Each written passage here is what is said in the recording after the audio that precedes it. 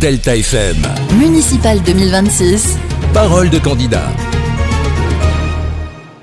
Émission spéciale Parole de candidat ce midi sur Delta FM, une émission grand format puisqu'elle sera consacrée à Dunkerque.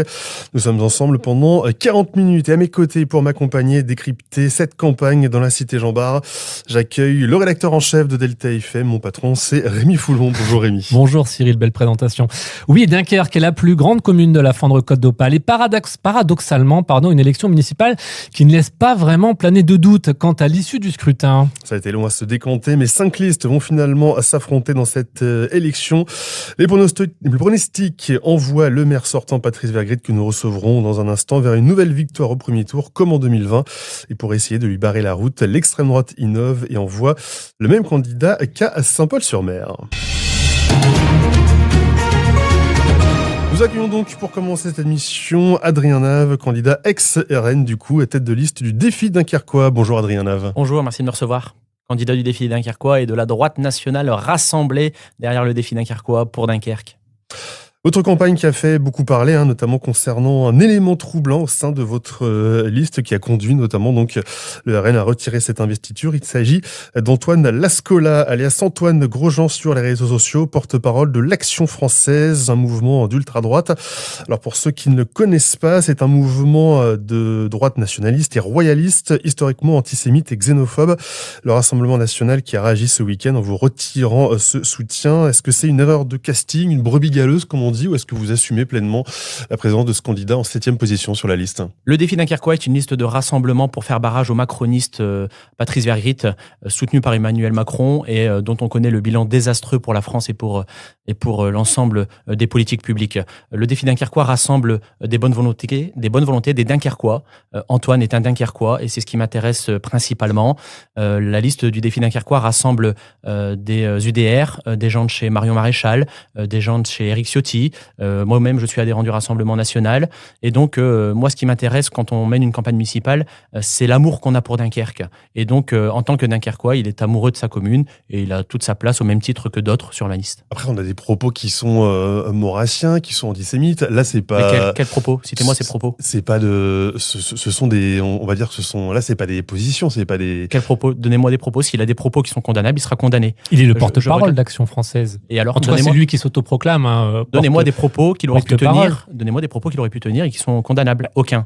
Donc évidemment, à partir du moment où il n'a pas été condamné, peu importe ce qu'il pense, il peut être bonapartiste, il peut être républicain, il peut être royaliste. Je m'en fous. Moi, c'est son amour de Dunkerque qui m'intéresse. Et il est très investi. Il fait partie d'une grande entreprise dunkerquoise. Il est investi comme tous les Dunkerquois de ma liste. Salarié d'ArcelorMittal. Il veut. Oui, et de la plus grande entreprise du Dunkerquois. Et il s'investit par amour pour sa commune. Et c'est ce qui m'intéresse. Et donc évidemment, au même titre que tout le monde, il est le bienvenu. Donc il fallait choisir entre Action française et le Rassemblement national, parce que vous imaginiez, vous nous le disiez, qu'ils allaient vous retirer ce soutien. Vous avez préféré maintenir ce colistier. L'élection municipale, c'est l'élection d'un homme, d'une équipe, d'un projet. Ce n'est pas l'élection nationale. Je suis un élu de terrain engagé, très investi dans mon mandat. Les Dunkerquois, les Saint-Paulois le savent. Je suis à leur côté et je me présente avec eux avec 110 propositions pour Dunkerque, pour Saint-Paul-sur-Mer, notamment la sécurité, notamment la défense du pouvoir d'achat avec le remboursement des licences sportives pour les jeunes. Je me présente devant eux avec une volonté de faire changer Dunkerque, de la transformer encore. D'autres propositions comme la création d'un parc à thème pour faire rayonner Dunkerque dans la Flandre, en France et même en Europe est une forte proposition. L'arrêt de la bétonisation massive, on a besoin de logements sur le Dunkerquois, mais pas n'importe comment. Donc tout ça, voilà, c'est des propositions que nous avons fait, que nous développons. 110 propositions pour Dunkerque que j'invite vos auditeurs à retrouver sur adriennave.fr. Et on va en parler juste après. Pour terminer sur votre liste, vous nous disiez c'était très ouvert.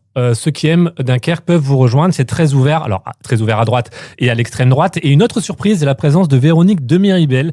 Alors, on en parle. Elle n'en parle pas sur ses réseaux sociaux. Elle n'est d'ailleurs pas sur la photo officielle aussi de votre liste. On le rappelle, pour ceux qui ne la connaissent pas. La photo sur votre page Facebook, elle date du 3 février, on la voit pas encore. On la voit pas encore. Donc, c'était la chef de file des Républicains lors des dernières municipales en 2020, qui a récemment aussi été lâchée par son parti. C'est une belle prise, Véronique de Miribel. Oui, je suis content d'avoir réussi avec le défi dunkerquois l'union des droites, l'union de toutes les bonnes volontés qui veulent mettre fin, encore une fois, à l'omniprésence du parti d'Emmanuel Macron sur le Dunkerquois. On sait comment ça se traduit. Ça se traduit par une politique autoritaire, une politique seule d'un homme qui décide tout seul, qui impose ses volontés au détriment de l'intérêt collectif, au détriment du dialogue, ce que je ne suis pas. Je suis un homme de dialogue, je suis un homme de terrain et je le dis clairement à l'ensemble des Dunkerquois. Élu maire, je vais évidemment écouter leurs doléances et mettre toute mon énergie à répondre à leurs attentes. Vous êtes donc candidat à Dunkerque, mais aussi à Saint-Paul-sur-Mer. En 2020, vous aviez déclaré à ce même micro que vous ne souhaitiez pas, je cite, courir 2 lièvres à la fois pour se consacrer pleinement à Saint-Paul-sur-Mer, qu'il fallait mieux faire une élection très bien plutôt que 2 un petit peu moins bien. Qu'est-ce qui a changé par rapport à 2020 ? La trahison du maire de Saint-Paul-sur-Mer. Il a aujourd'hui donné la commune de Saint-Paul-sur-Mer à Dunkerque. La volonté de la fusion-association des 3 communes de Saint-Paul-sur-Mer, Fort-Mardic et Dunkerque, c'était de grandir ensemble. J'ai déjà eu l'occasion de vous le dire, je le redis. Malheureusement, aujourd'hui, on se retrouve avec 2 communes associées qui sont maltraitées par Dunkerque, avec un retrait des services publics de ces communes associées. Et donc, cette double candidature est imposée par cette volonté des maires délégués de faire disparaître leur commune. Et donc, moi, je fais le choix d'être candidat dans les 2 communes, particulièrement à Saint-Paul-sur-Mer et Dunkerque, parce que il faut absolument défendre Saint-Paul-sur-Mer, faire vivre son identité, faire vivre son histoire et refaire revenir sur la commune des services publics de proximité. Alors du coup, si d'aventure vous gagnez les 2 côtés, qu'est-ce que vous faites ? Puisque selon le code des collectivités, vous ne pouvez pas être et maire de Saint-Paul et maire de Dunkerque. Je ferai un choix. Mais vous l'avez dit, vous me voyez perdant au premier tour. Donc, c'est rigolo que vous me posiez cette question. Maintenant, effectivement, j'espère que les Dunkerquois vont ouvrir les yeux sur la manière dont est géré Dunkerque et me feront confiance. Mais effectivement, il va falloir faire un choix. Et j'ai d'ailleurs déjà annoncé que je ne serai pas un cumulard comme l'est actuellement le maire de Dunkerque, puisqu'il a cumulé en 10 ans plus de 43 fonctions. Il s'est plaint quand même de Michel Delbar, l'ultra-cumulard, mais il n'est pas mieux. Il fait même pire. Et donc, moi, je ne serai pas comme ça. Et j'ai clairement annoncé que je ne serai pas dans le cumul des mandats. Vous l'avez répété, depuis des années, votre ville de cœur, c'est Saint-Paul, c'est là où vous avez grandi. Donc on imagine que le choix, il est déjà vite fait, c'est Saint-Paul-sur-Mer, votre ville. Vous avez raison, Saint-Paul-sur-Mer est ma ville de cœur et c'est bien pour ça que je suis candidat à Dunkerque, parce que pour bien défendre Saint-Paul-sur-Mer et les Saint-Paulois, il faut être également au conseil municipal de Dunkerque. C'est pas pour rien que le maire délégué de Saint-Paul-sur-Mer est aussi en 3e position sur la liste de Patrice Vergrit. Voilà, on va pas se mentir, on va pas se raconter d'histoire. Pour être efficace à Fort-Mardic et à Saint-Paul-sur-Mer, il faut aujourd'hui être à Dunkerque. Nous sommes toujours avec Adrien Naf, candidat à Dunkerque pour le défi dunkerquois. Vos adversaires ont pointé du doigt le local de campagne à Dunkerque qui appartiendrait à votre maire. Quelle réponse vous leur faites ? C'est faux, on loue le local à une SCI. Qui n'appartient pas à votre maire ? Non, qui n'appartient pas à elle. Elle est membre de la SCI, mais elle lui appartient pas. Une SCI, c'est plusieurs personnes. Voilà. Et quand on a lancé cette demande de location, ça nous assurait d'avoir un local sur Dunkerque Centre sans le risque de se faire virer par un bailleur qui serait malhonnête et qui aurait tout d'un coup plus envie de nous. Cyril parlait justement des adversaires. Parmi vos adversaires, Patrice Vergrit, à nouveau candidat. D'abord, quel bilan tirez-vous de son dernier mandat ? Je serais malhonnête de dire que Dunkerque n'a pas changé sous le mandat de Patrice Vergrit. Effectivement, on a vu la ville changer, mais tout n'est pas joli. Je vous en ai parlé tout à l'heure. La manière dont est géré Dunkerque, cette manière très autoritaire, très seule, très dictatoriale, n'est pas une bonne manière de faire pour Dunkerque. Il faut du dialogue. J'ai rencontré énormément d'associations, j'ai rencontré énormément de commerçants qui me disent que le dialogue avec la majorité actuelle est pas possible ou à sens unique. C'est-à-dire qu'ils décident, ils imposent leur volonté et les autres doivent s'exécuter.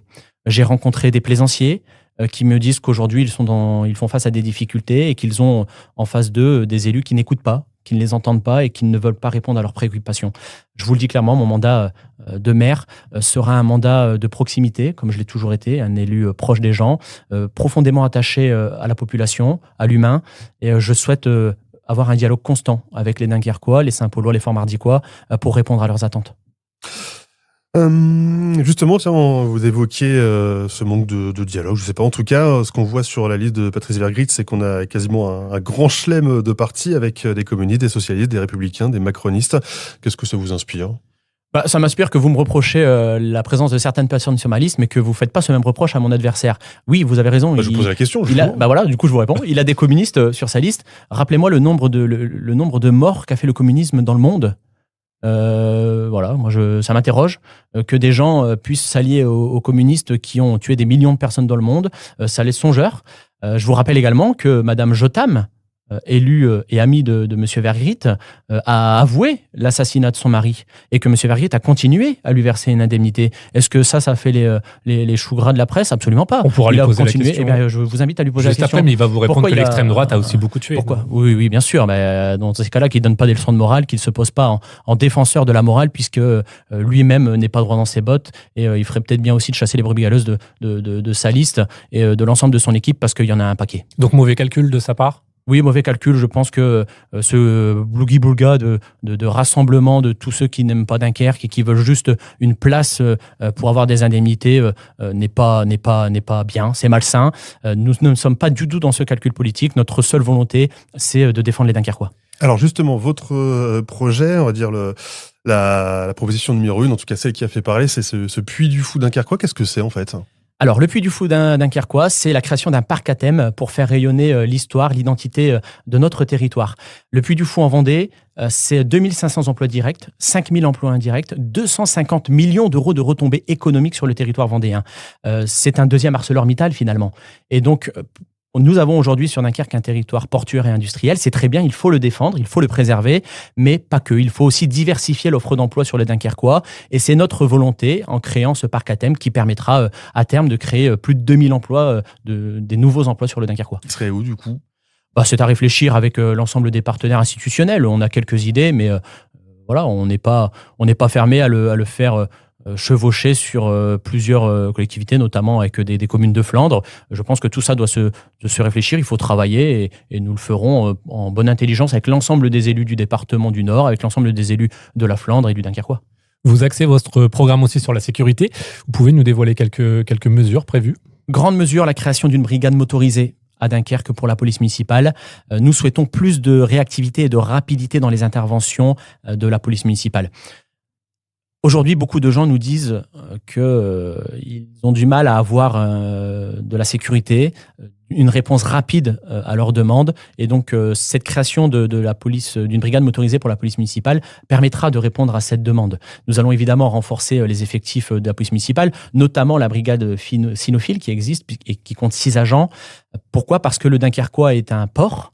Donc forcément une porte d'entrée de la drogue avec un fléau qui s'intensifie sur le Dunkerquois et qui risque de prendre une tournure dramatique si nous ne faisons rien demain. Et donc il faut déjà anticiper et lutter contre ces trafics de drogue qui pourrissent la vie des Dunkerquois. Et donc cette brigade cynophile permettra de le faire.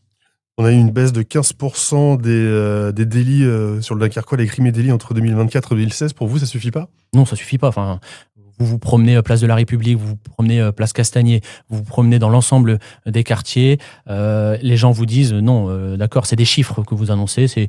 La réalité est là. La réalité est là, c'est que les gens sont de plus en plus victimes d'agressions, d'insultes je pense à ce monsieur qui s'est fait tabasser par les dealers en bas de chez lui, qui s'est retrouvé avec un visage tuméfié. Ça, c'est pas des chiffres, c'est de la réalité. Il y a des gens aujourd'hui qui souffrent de cette insécurité permanente et grandissante et il faut y répondre. Aussi parce qu'on en parle de plus en plus, et nous les premiers. Mais c'est pas simplement plus une impression, c'est pas une campagne que vous faites plus sur des impressions plutôt que sur des faits. Il le rappelait, Cyril, moins 15% en 8 ans sur les crimes et délits à Dunkerque. Des faits, encore une fois, quand vous avez des gens qui se font caillasser leur voiture quand ils vont au travail parce qu'il y a une présence de migrants, quand vous avez des gens sur la plage de Malo qui se font brûler leur voiture parce qu'une tentative de passage a échoué, quand vous avez des horticulteurs qui se font détruire, dévaster leurs serres parce que des clandestins viennent squatter dans les serres, c'est pas un sentiment, c'est pas une absence ou des chiffres, c'est une réalité. C'est une réalité. Je vous dis que même si vous m'annoncez que les chiffres sont en baisse, c'est faux. Il y a aujourd'hui une insécurité grandissante sur Dunkerque. Il faut y mettre fin. Il y a plusieurs projets qui ont été lancés ces derniers mois, avec notamment la future grande salle, le Boréal. On a aussi le bus gratuit à Dunkerque, qui est le gros projet de Patrice Vergrit ces dernières années. Si vous êtes élu, est-ce qu'on conserve ce bus gratuit ? Est-ce qu'on continue cette grande salle ? En quelques mots. Le bilan de Patrice Vergrit, c'est 1 demi milliard d'euros de dette en 10 ans sur la communauté urbaine de Dunkerque.